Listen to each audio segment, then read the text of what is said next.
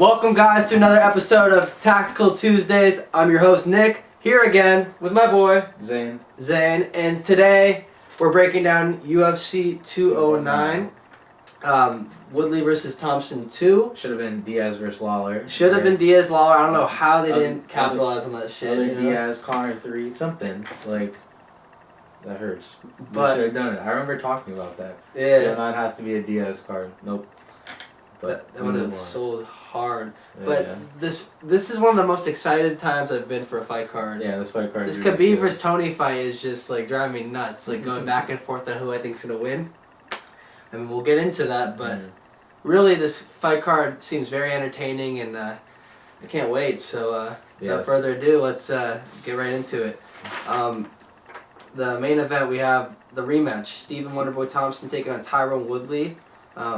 Going into the first fight, everyone was picking Thompson. Yeah. And the odds were astronomically in his favor. I think he's like a minus 220, minus 230. This time around, he's only a minus 160, so people are still favoring him. And Tyron Woodley's a plus 140. But Tyron Woodley's the one who was the one who arguably won the fight, you know? Yeah. I mean, best case scenario, I feel like it's Stephen Thompson draws, you know?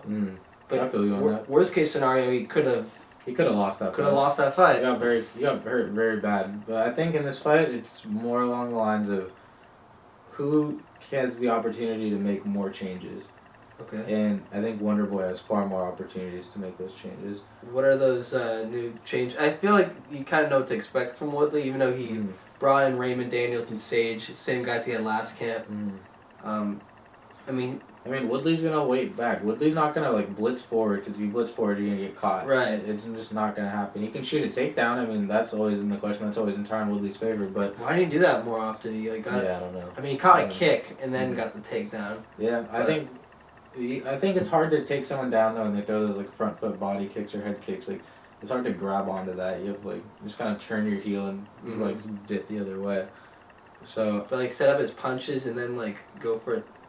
I guess maybe he said he's gonna throw more in this. Or like throw leg kicks for a guy like Wonderboy style. No, you could counter with the right hand or something. Well, no, he's gonna get. Oh, you think Woodley should throw leg kicks? Yeah, I think like Thompson's very like heavy on his front foot. Like I mean, he switches stances, but like. I see what you're saying. Yeah. Like Woodley's a powerful guy. He's quick. Like he could damage him. I've never seen him throw leg kicks, to be honest. If he weakens his leg, then he can he has a huge wrestling advantage here, huge grappling advantage. Yeah, of course.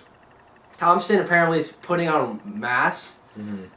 He's still gonna be the less strong fighter. Yeah, 100%. So I don't know. Thompson won that round 5, so he's the one coming in with momentum, I guess. Right? Not really. It's the opposite way around. You'd say. No, I'm saying it's like that. I don't think it has anything to do with it.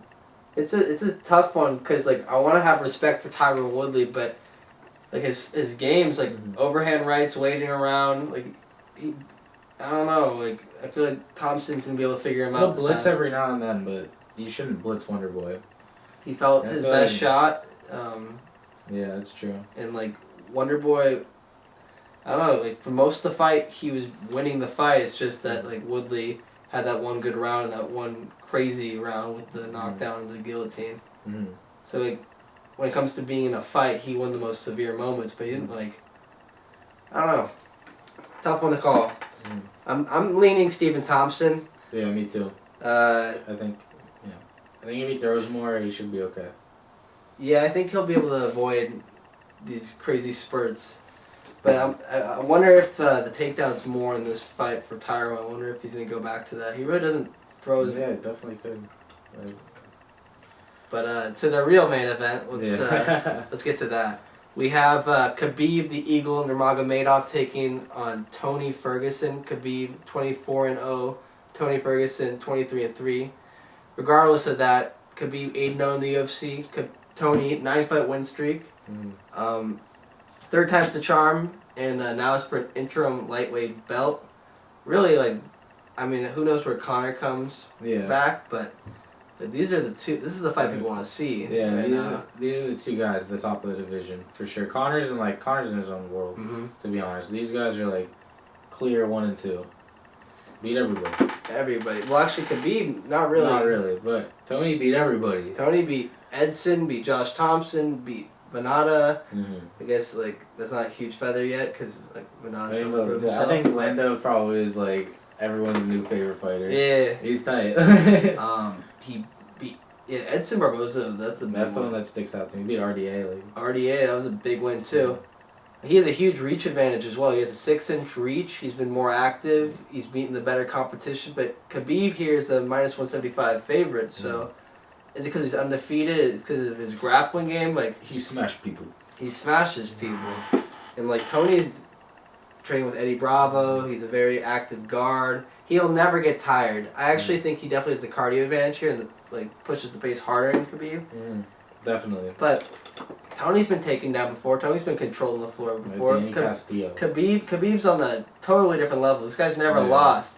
This guy offered him $300,000 to fight him. Like this guy's as confident as can be. And yes, he lost. He got hurt last fight against Michael Johnson. But for most of that fight, he was just on top of a guy like telling him to quit. You know, like he's like, no, they give me title shot. I've never seen a grappler who can just like freeze people like this on the ground. Like people like literally have never been like controlled like that in their life. He grabs their wrist and puts it under them and just is like smashing them. Like you don't know what to do. Like he's just so dominant as a sambo fighter. And it's a specialty.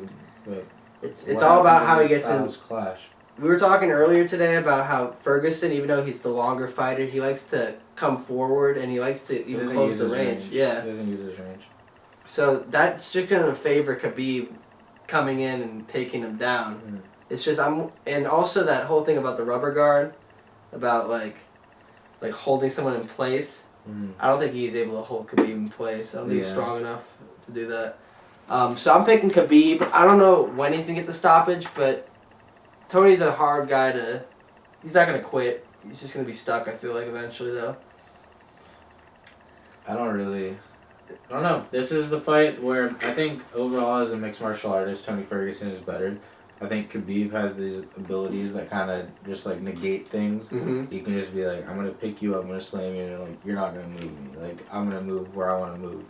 Right. He's just dominant, like extremely dominant. Like never seen anything like Abel Trujillo and Khabib. And that guy's like a junior wrestling champion. Like he wore a shirt that said if jiu-jitsu were easy, it'd be called if sambo were easy, it'd be called jiu-jitsu. I mean, he might be the best fucking grappler in the UFC. He's been so down. It's a different style of grappling. No one faces this on a daily basis. This guy's been grappling hard since he was like 4 years old, wrestling bears. I mean, so is Tony. Tony's been wrestling forever too, but different level. This guy's in the fucking. You remember that documentary you watched? Yeah. He's in the fucking mountains just training with his military strict ass dad, or like it's on a different level completely. I feel like my thing is I feel like Tony Ferguson can win this fight. You can't fight that recklessly, and that's kind of your style. Like exactly. It's not gonna work out for you against this guy. But at the same time, like I like Tony Ferguson. I think sometimes he's kind of corny, but I think at other times he's kind of cool. I think like you know what I mean. Like he deserves more money. He definitely deserves more money too. But not from Khabib. Nope. From Dana. Because he's been beating everyone. 9-5 win streak against way better guys, except the only problem here is Khabib might be just a different animal. He hasn't looked... It's a bad stylistic matchup. Gleason, T-Bow, sure, like he stuffed a lot of his takedowns, right? But that was like 5 years ago, that fight, you know? Khabib's obviously still getting better, stronger. And he's grappling with like Luke Rockhold. Like that's kind of scary that he can even like have a chance against a guy that big, that you know? so much bigger than him. And Luke Rockhold's not a bad grappler. No, he's a very good grappler. Completely decimated Wyman and Machida on the ground. So, Khabib, man, like I don't know, Khabib versus Conor in Russia. I'm all good for it. So. Yeah, man, I don't know. Like Tony's your boy, man. You don't want to leave him. Earlier this week, you were so confident, but now you seem torn. Like you seem. Yeah, I am torn. It's a hard one to. It's very hard. That's why everyone's so intrigued. Like, what's gonna happen? Is Khabib finally gonna lose, or is Tony just gonna his like funky style? Is that the best style? I don't fucking know. Man. I don't fucking know. A lot of these fights are hard to call, but this next one isn't. Rashad Evans versus Daniel Kelly. Actually, there is some questions here, but Seems like a favorable matchup for the former champion, Rashad. Sugar. Minus 220. Daniel Kelly, plus 180. Daniel Kelly somehow 5-1 in the UFC. Yeah, he goes by with his judo and, Olympic judoka, tough from alum. Australia. Yeah. He just keeps winning. What's going on? Like, he beat Chris Camozzi, he beat Antonio Carlos Jr. I feel like we never pick him. We never pick I don't him. think we ever. We never will. Kelly. I don't know how he's getting by. He has that grappling and that toughness to get by, but these guys he's been beating, like Chris Camozzi, his whole grappling, he gets taken down, controlled. Rashad Evans is a fucking All-American from Michigan State, Division I top wrestling school. I doubt he is able to take him down. I mean, Rashad Evans, he's been losing on the outside. Well, I mean, bro, not there's being able to pull the trigger. He's not gonna wrestle him though. He's gonna try to trip him. He's gonna try to do some judo shit, not some wrestling shit. I quote Chael. I don't think judo's the best. I don't think so, for, but I think it's different. That's what I'm saying. I don't think he'll be able. I think Rashad will be very prepared for that. I feel like if he gets him against the cage, where he could get tossed, he could get tripped, he could get finessed. Definitely. He could, but I see that being unlikely. He's gonna have the speed advantage here. He's fought the way better guys, and it's really just a question of is he really done? Because this is such a drop in competition. I believe. He's been fighting Glover, Ryan Bader, John Jones, the best guys in the world, and he was about to fight Tim Kennedy before he retired, a top 10 guy, and now they're giving him Daniel Kelly, a guy who's on a win streak, a guy who can say, he's doing well, but a guy that they really don't see becoming a champion or going anywhere. I mean, he's even older than him, right? At least he looks older. Not to be mean, but I don't know about that one. I mean, Rashad's been in the game for a long time. He's been in the game for a long time. He's seen a lot of things, and Daniel Kelly, his striking, his power. He went the distance with John Jones. His power, I don't think Daniel Kelly has the power to hurt him. The cardio part, Rashad Evans, he can dig deep. He can go 5 rounds. I mean, he went 3 rounds with Ryan Bader, who was looking impressive, but he stayed in that fight. It was competitive. It was definitely 10-9s. He wasn't dominated, I don't know. I just see him having an advantage striking. Yeah, I'm going with Rashad too. I think he's better striking. I think he's quicker. I think definitely better wrestler. I still think he can get taken down, but yeah, Daniel Kelly's getting controlled. I think he'll be able to get up. That's a good point too. Yeah, I see that. So it really comes down to come on, Rashad, that vintage you. That's what the UFC wants. That's what I want. If we're wrong about Daniel Kelly again, then he's like a curse. I don't know. That's fucking weird. Another great fight. We have a lightweight bout between Lando Vannata and David Teymur. Both strikers. Vannata's been overhyped probably, but I would say... I don't want to believe that. Minus 250 for Vannata. David Teymur plus 210. So, solid favorite for Lando Vannata. I think Lando's very good. I think he's legit. I don't think he's that crazy overrated. I think he has glaring holes in his game. He runs forward and takes left hands on the chin. I don't understand that at all, but his striking's not bad. I mean, last fight looked amazing. Yeah, last fight he looked absolutely incredible. He said it was his first training camp ever, too. And he kept setting things up off that weird, front leg kick. Yeah, that oblique kick that all those Jackson dudes do. Yeah. That was crazy combination. Out of nowhere. Yeah, he's legit, 100%. But I think his cardio's not that good. Ooh. From what I saw against Tony, him in the second round looked like a totally different fighter. Full camp though. Yeah, that's a very good point. That is a very good point. They probably noticed that. They're probably come on, man, you were winning this fight. If you had kept this up, his head movement's really and his footwork's great. Yeah. I mean, the stuff that Brandon Gibson's doing down there at Jackson's. Mm-hmm. That innovative shit. I feel like people are getting really good at striking with that guy. Cody Nolov's striked with him, Donald Cerrone, all those beasts. They want Vannata to win from the marketing side, but David Teymur, it seems like a drop in competition even though he's 2-0. It's the same thing as the Rashad Evans, Daniel Kelly thing. I mean, he's 2-0, Vannata's 1-1. Okay, match him up. But Vannata fought Tony Ferguson, who's about to fight for the belt, and John McDessie, a guy who's been in the UFC forever, who's had his moments. He's probably higher ranked than David Teymur. I would say he's better than David Teymur, but Teymur, good striker, and that's why everyone's hyped. He's a very powerful kicker, very good Muay Thai fighter, good kickboxing. I still think the striking Vannata, the movement Vannata has it's a better style of fighting in my opinion, and I see him being successful. He just is loose, and very loose. He knows where to be and when not to be. He also, if you see here, he has half his wins by submission, half his wins by knockout. So people forget he also has a grappling game, and that's how David Teymur lost the Ultimate Fighter. He lost just getting out grappled. That's obviously his whole. That's obviously what he's been working on, but still, it takes a long time for some of these guys to really get that hold down. Yeah, especially in the grappling. Khalil Roundtree, for example, I mean, he got that knee, but like, who knows what could have happened, you know? Like, so for this fight, I see Vannata like getting whatever he wants. He might eat a shot. I honestly wouldn't be horribly surprised if he got rocked or something, but his chin's still good. He should change. He shouldn't get hit a lot. Definitely should slow down a little bit. But nah, keep your shot. Like, just check your head. The beginning of that fight, he wasn't getting hit at all. He just has to keep his cardio and pace himself well, you know? Full camp. I think that's like the biggest factor in this. Full camp. Vannata, we're hyped on him. But he does have a reach disadvantage, but still we're hyped on him. Yeah, we're saying stoppage? I'm going to say second round stoppage. I think that's everyone's new favorite fighter. Lando Vannata? Everyone loves Lando. Like, it's because of his Instagram. His Instagram is jokes. What's the word he used? The crazy word he uses? It's full of them, honestly. Whatever. Exchanging in fisticuffs, like... Someone comment that below. Vagabond, that one? Vagabond, that's definitely it. Next bout, we have a heavyweight bout between Alistair Overeem and Mark Hunt. This could totally headline a card. Very experienced dudes. Mark Hunt 12-11. Don't want that to deceive you if you're new to MMA people. He's fought the best people in the world. And then Overeem as well, 41-15. Oh my God, he's lost 15 times. But he's as well fought the best people in the world. Big thing to note, they're both K1 strikers. They're both amazing strikers. Except Overeem's been knocked out 10 times. Yeah, horrible. And Mark Hunt's probably been knocked out a bunch of times, but his chin's still fucking good, you know? So that's a huge hole for Overeem. But Overeem's actually adapted his style to getting hit. Not getting hit as much.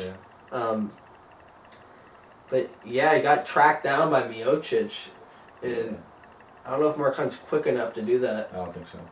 Definitely don't think so. Plus, I keep thinking of that flashback of the knee from Verdum with Mark Hunt, how he set that up, and no one has more devastating knees than Overeem. So I don't know. Overeem has a lot more weapons. It kind of reminds me of the Roy Nelson Overeem fight, because even though Mark Hunt's a much better striker than Roy Nelson, I still think Overeem, if he minds his P's and Q's. Bodies. Like similar style type shit. And he's beat him before. He out-grappled him and submitted him like in the first round. I mean, Mark Hunt's hard to take down, but not impossible. He's an 8-inch reach advantage. Yeah. I guess that doesn't matter because Mark Hunt knocked out a guy who's 7 feet tall. So. No, I mean it does matter because I think Overeem's a much better striker than Stephen Struve. That's true. Good point. Be able to close the distance like that, shuffle left hook thing. And I don't know if also where they are both mentally. I mean, Overeem, he had that great run, and now he, is basically at square one. He got finished in the first round. And then Mark Hunt, all that shit with, suing the UFC. Fuck your shit company. So, it's just, I don't know. It's a weird fight, you know? I want to see the press conferences and hear what the interviews, the media interviews, and hear what they have to say coming into the fight. Yeah, that'd be interesting. I wonder why Mark Hunt decided to fight again. Right? Probably needs cash, but Overeem definitely has more weapons, and that's he has one disadvantage, which is his chin, but he was beating good people and getting away with it beforehand. I think he can keep him at range. Keep him at done. It's not beyond you to imagine Mark Hunt landing that big shot. Right? No, not at all. It's just it could happen. Yeah, I just don't think it'll happen. Exactly. All right, to the prelims we go. We have another heavyweight bout in Marcin Tybura versus Luis Henrique. Tybura here is a -150 favorite, while Henrique is a +130. Who'd you got? I think Henrique's gonna take him, but I'm not really hyped on Henrique. I don't really like this guy. Why do you think he's gonna get it done? I feel like his boxing, he has this really long stance, this really out there type of stance, and he can keep him at range. He's much bigger. And honestly, I don't think his wrestling defense will be too bad. Henrique de Silva. It's weird. I imagine Henrique being the wrestler here and Tybura being the striker. Interesting. Tybura, he had that huge head kick knockout on Victor Pesta and was going to fight Derek Lewis. I mean, the guy's very, like, light on his feet for a heavyweight. Matt Mitrione, but he has, like, kicks and shit, you know? Yeah. But Henrique, in his last fight, he beat Chris Colombo, this, like, very lanky, tall Muay Thai guy. And he's very good at getting people to the ground. He got Francis Ngannou to the ground, which is very hard. So I've actually been very impressed with Luis Henrique. I think he's on a 2-fight winning streak or 3-fight winning streak since that fight to Ngannou. Still a young guy, still improving. So I don't know. I was impressed with his last fight. I thought Colombo could have dealt with it better, but he proved me wrong. He's a very powerful young man. I don't know. Just not a. Tybura's the better striker here, I believe, but yeah. But he got controlled by Timothy Johnson before. His problems wrestling. I guess Victor Pesta, that's what he probably did too. Pretty much each of their problems is presented by the other person. Right. Stylistic, who wins this shit. But Henrique's striking's solid because he mixes up his wrestling very well with his striking.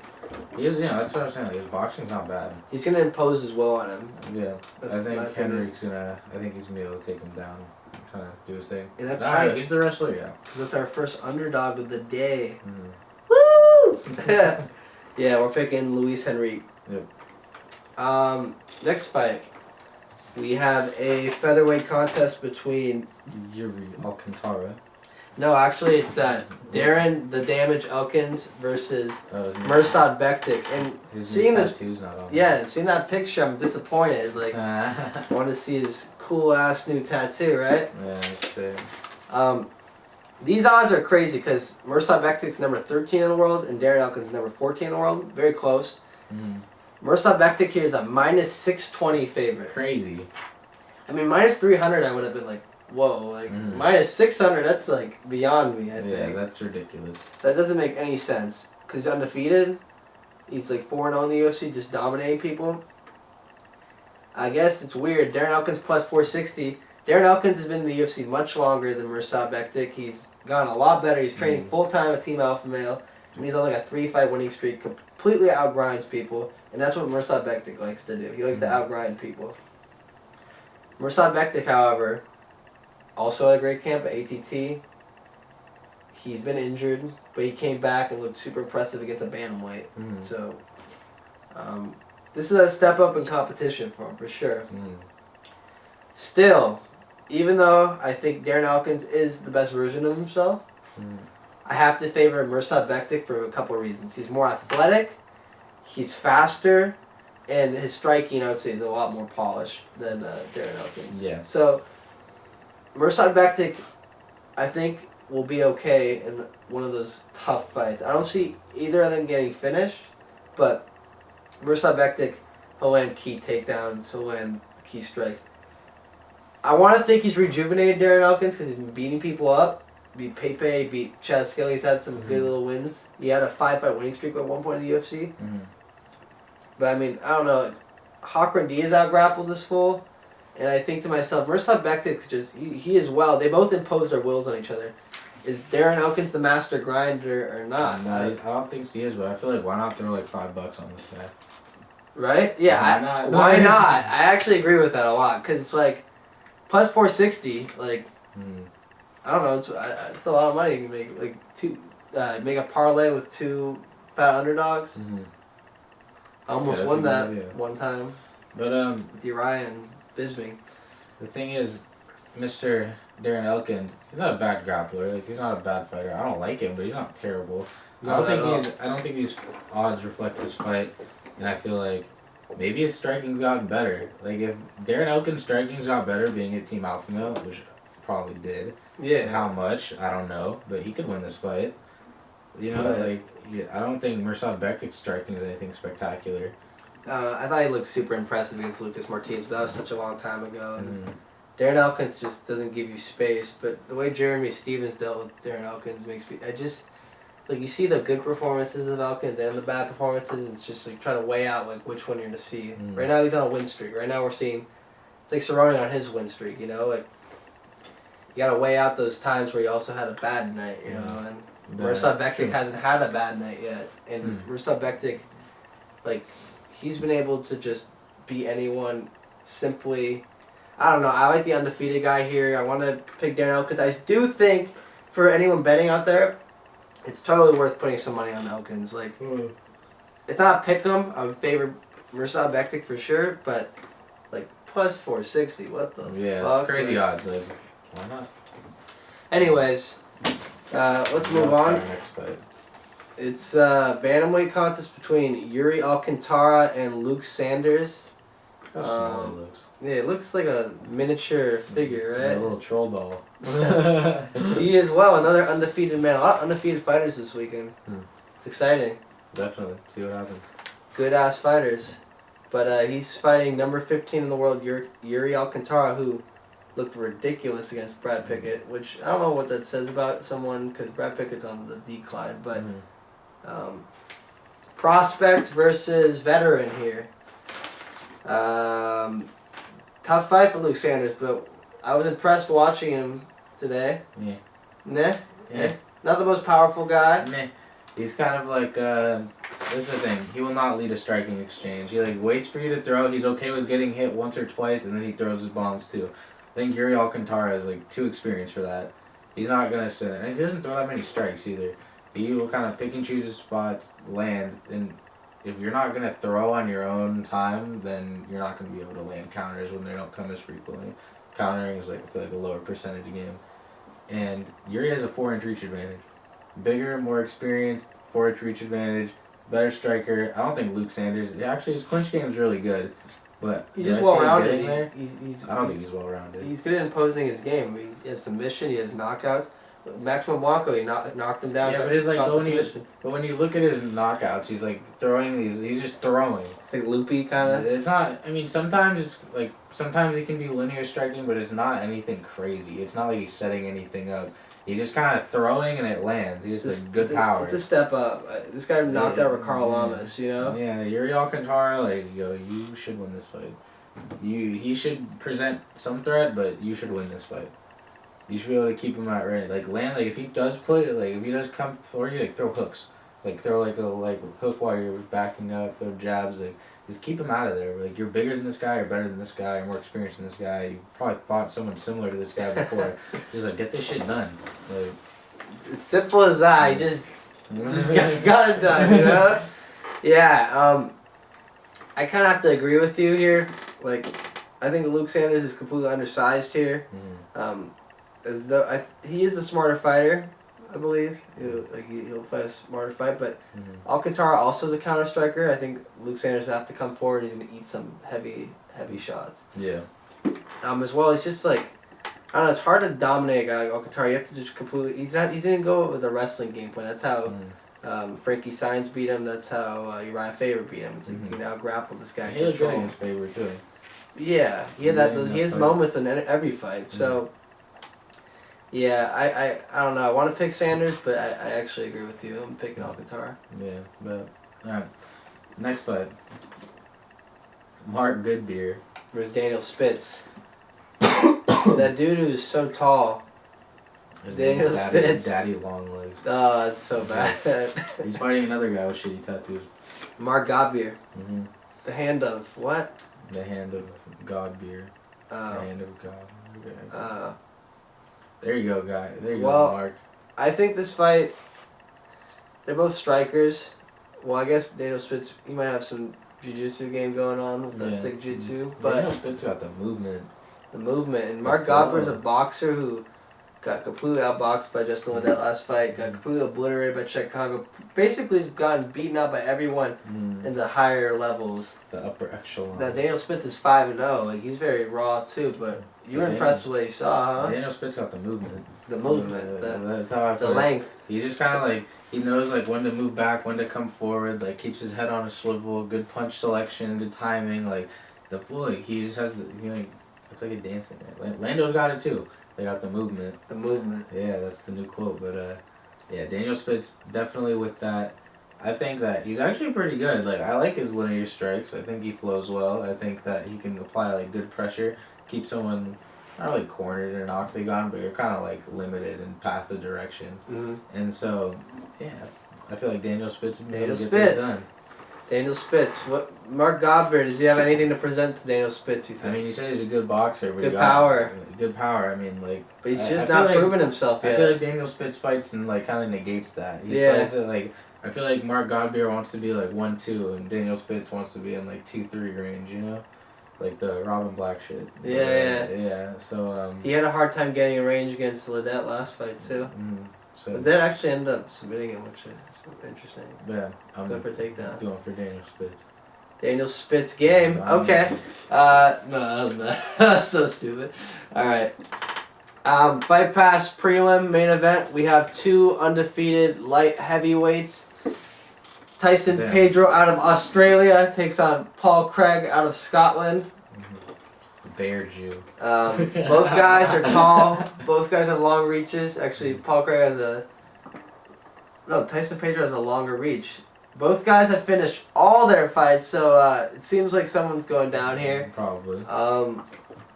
Tyson Pedro is coming off that big win over Khalil Roundtree. From what I've seen on the tape, he just kind of glues onto people and like eventually suffocates you on the ground, and it's no fun. Paul Craig, and to do that against Khalil Roundtree, a difficult striker. I mean, a powerful guy. That's hard, but then again, Khalil Roundtree, that's his weakness. So yeah, Paul Craig, I could see him getting taken down. Does he have the skills to submit him off his back? Probably not. I don't think Paul Craig can submit him off his back. And on his feet, no. does Paul Craig have the movement to avoid getting taken down by a guy like Tyson Pedro? Yeah, I don't know. I don't think Paul Craig has the movement. You don't think he has the movement? That's what it's called out, the movement? The movement. I don't think Tyson Pedro has the movement. I think Tyson Pedro needs the movement. His game's like eventually gonna not work, you know? Yeah. I don't like that his game's so dependent on grabbing someone. Do you think Paul Craig is gonna be the one to stop his? I was impressed with Paul Craig against Henrique de Silva, his first loss. Yeah. Solid striking, solid game on his grappling off his back. What's impressive with his striking? Like, what were you impressed with? Just like good selection, good kicks, decent awareness of range. Like, do you think he's gonna be able to do enough to keep Tyson Pedro off him? That's where I'm a little concerned, because Pedro here looks a lot bigger. I feel like he can eat something and just completely just get a hold of him. That guy's a big dude. So it's a tough one to call, but I think we're leaning Pedro. We think we're it looks like we think he's gonna eventually grab a hold of him, do that belly. You know that wrestler? Who? Bailey. She's a WWE champion right now. She does this thing called I don't watch Bailey to belly or something like that. She does like this move where it's like a hug. That's what he's gonna do. He's just gonna grab him, like hug him, and then just like swift him off the ground. Yeah, dude. I don't know about WWE. Not with that, but anyone out there, whatever. Next fight we have women's strawweight fight between tough runner-up Amanda Cooper and Cynthia Calvillo of Team Alpha Male. She's 3-0. She's the next girl that they're promoting. And Amanda Cooper, she won her last fight in the UFC, but she also got dominated by Tatiana Suarez, who is a better version of Cynthia Calvillo, I bet. Never knocked someone out. Neither of them? No. Oh, Calvillo has, but that's probably a TKO to be realistic, you know? Like, yeah. She likes to get on top of people. She likes to set up her takedowns with strikes with her hands. Being around all those beasts all the time, that must help. Definitely get your grapple game up. But the real question is, like, what does Amanda Cooper do to avoid this? No, like, what does she do to like win this fight? Not like avoid. Like, what's her game plan? I guess like stick and move. Like, she's good boxing. She's decently well rounded. Her jiu-jitsu's okay, but I don't recommend her being on her back. So do you think like her boxing will be able to keep Cynthia Calvillo? If Cynthia can't take her down, I think Amanda Cooper could just piece her on the outside. So yeah, do you think that's what I'm thinking? So do you think she'll be able to take her down? Yes. Repeatedly? No. Or do you think one and done? I think it's gonna be a tough contest for both women. I think they're gonna have some moments each of them, but I see her grinding it out the damage style. You know, she's just gonna. She's the kind of fighter that wears on the fight. Like, that'll wear on her. This fight was just made. Like, just made. She's still in shape. She's always in shape. She's always, like, those Team Alpha Male guys. Yeah. And gals. It's a lifestyle. It's a lifestyle. I don't know. One week notice when her loss was just getting completely dominated on the wrestling. I don't know. I'm feeling Calvillo. And she's an underdog, so give me some of that. The underdog money. And it's gonna be a decision or a late TKO. Decision. Last fight, first fight, we have Albert Morales taking on Andre Soukhamthath. Morales 6-1-1. That's false. And Andre Soukhamthath 11-3. We've just learned who this man Andre Soukhamthath is. Nice flying knee by you, sir. Big following. Big following as a fan base. Where he's from. Muay Thai game. Yeah, Muay Thai game. Leg kick's crazy. And Morales, he's the guy who just got beat by Thomas Almeida. Was sacrificed to the man, and now it's like, can he get back on the winning track? He's 0-1-1 in the UFC, and like I thought he looked good against not Albert Morales. That's his name. He looked good against Alex Perez, Alejandro Perez. I don't know. He should have not drawn. He should have won that fight, in my opinion. But then again, he won the first rounds and started to fade, similar to the Almeida fight. Does he fade, this guy? And he's kind of reckless, this guy also. Who, Morales? Yeah, he has some moments of like, but so is Soukhamthath. But I don't know. I see Soukhamthath actually chopping his leg down and piecing him up a little bit. Morales is gonna try to make it like a gnarly, like brawling fight, but he's gonna get hurt trying to come inside and try. I don't know. I'm just thinking like his best way to win this fight is to take him down. And Soukhamthath has proven he has decent grappling too. I'm just not hyped up around Morales at the moment either. Like. Yeah, Morales is gonna. Yeah, you know, he's not raw. Good. He's green. He has his moments. He looks like he could become something, but he's just. Soukhamthath's got the whippy leg kicks. Yeah, he's the better striker of the two. Definitely good jab. Like that's the man right there. Probably it'll be contested on the feet. Morales is gonna try so hard to get to the ground, but. No. Probably won't happen. This is not the easiest fight to call, people.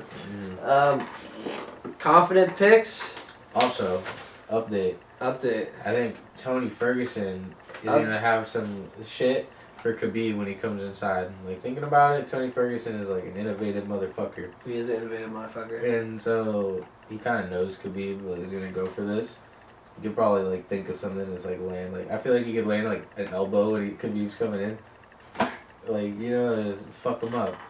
So I don't know. The thing with me is like. Do I want to see Khabib win? Like, not really. Do I want to see Tony win? Like, yeah, that'd be sick. Like, I want to see Tony win this fight. Like, not even, like, yeah, that's my guy to a certain extent. Like, he was an asshole in The Ultimate Fighter. He wears, like, ugly sunglasses. Sometimes he sounds like an idiot. But he's a good fighter. Like, he's fun as hell to watch. That's what I said. I love him as a fighter, but I think he's, like, not a good person. I agree. Yeah, so, but, that was him in the past, so I don't want to that was bad. Nah, bro. Like, that was bad. Even when he said it could be, it was so corny. He's like, you want to break my arm? Like, I hold my baby. Like, whatever. Sometimes it was like too much, but I love watching him. We'll separate that from what he does in the octagon. Exactly. That's exactly it. And so, yeah, he's a beast. I think he finds a way to get it done. I'd much rather see him win than Khabib. So we go 21st. I gotta disagree with you, but like. I'll be okay with that too. I'll be okay with either situation here. So it's crazy. One of these guys is going down. So confident picks though. Are we confident Rashad Evans is gonna get this done? Yeah, well, I mean more confident than most other fights on this card. Yeah. What about Vannata? I'm confident in that shit. Are we confident in Overeem? See, it's heavyweights like too much random shit. Like, you can just get bow. So not confident enough. Yeah. Mirsad Bektic, is he minus 600 quality? Yeah, kind of. It's weird, not as much as the other two. Like, I wouldn't put him. I'm not that confident he's gonna get there. Yeah, right. Exactly. Like, odds are stupid. I'm confident in Iuri. Zane's confident in Iuri. I'll put that down on the bottom. Zane's separate confident thing. Yeah, Spitz. That's my man. Spitz. That's your guy too, right? Yeah, the movement.